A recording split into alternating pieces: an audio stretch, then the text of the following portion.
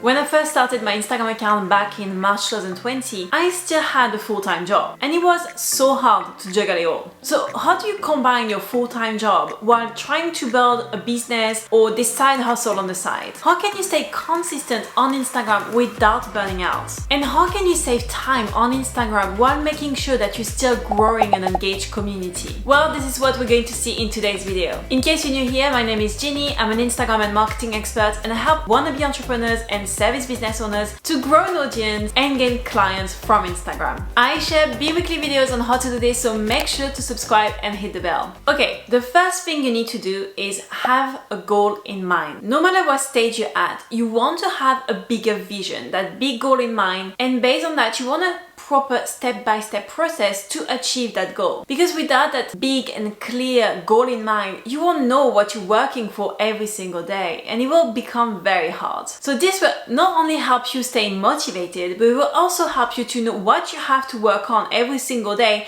in order to reach that goal. So first you want a yearly goal, such as in December 2022, I want to quit my job. So you don't want to be unrealistic, but please make sure that this goal is big enough, because is it too small, you won't be motivated enough and it will be hard to keep going. So you want to make this goal exciting enough and you don't want to make it too long that you will lose the motivation along the way. And again, remember, it will mean that you will have to get out of your comfort zone, but nothing good happens in your comfort zone. I promise it will be worth it. So now that you have that big vision, you want to know what it's going to take you to reach that big vision. So let me give you an example. It could be, okay, by December 2022, I want to quit my job, and in order to be able to quit my job, I need 3 new clients per month. That was my goal. I was like, I want to quit my job, and in order to be able to quit my job, I needed 3 clients per month. It was enough for paying the bills, but also to be able to save money in case, there were tougher months ahead, making sure that I had these clients in order to quit my job. So now that you have this vision and these concrete, specific actions, you can start breaking it down into quarterly goals, monthly goals, weekly goals, and daily goals. So if you need 3 new clients per month, what do you need to achieve,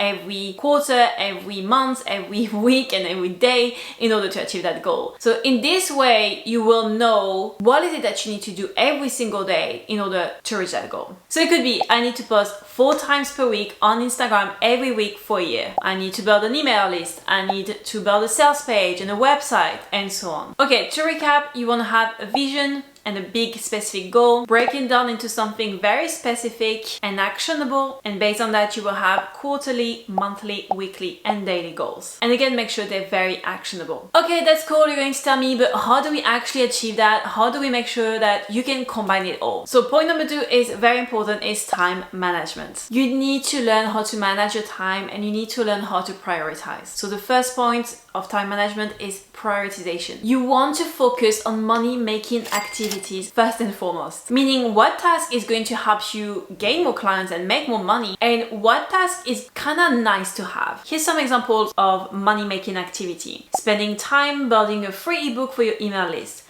building your sales page with your offer, posting a value-packed carousel. And here's a few examples of nice to have tasks. Spending 30 minutes per day engaging with your competitors to boost your growth, doing a challenge with your audience, collaborating with others in your industry. Now, the second point is you want to make sure that you keep a track record of how long it's taking you to achieve each task. So this will help you with a couple of things. First of all, to make sure that you're not spending too much time on a task that is not going to help you generate more money. Remember those money-making activity versus nice to have. But also, if you know your worth, you might realize that this task is needed and you need to do it, but you might not have to do it yourself. Again, let me give you an example. When I first started, I quickly realized that my value pack carousels, they were standing out and they were helping me grow. And that was amazing. But also realized that it was taking me so much time. Easy 10 hours every week. So they were extremely important and valuable and they were helping me grow, but I didn't have to do them myself. I could easily hire a graphic designer to do it for me, because it meant that those 10 hours I would get back, I could either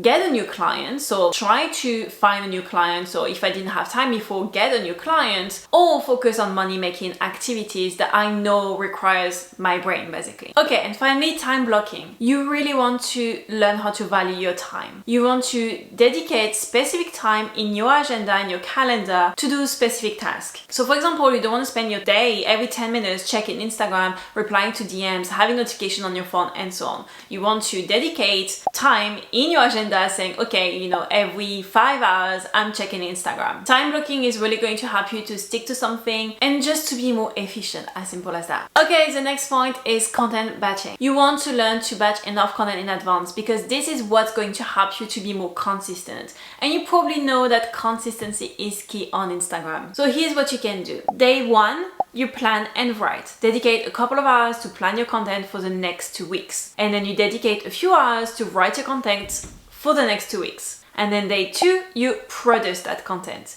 You dedicate a few hours to design your content and film your reels. Okay, and finally, point number 4, repurpose your content. You don't need to reinvent the wheel every single week. You could repurpose the content that you already have to save you some precious time. So for that, I usually recommend that you wait between 6 weeks and 3 months to repurpose your content.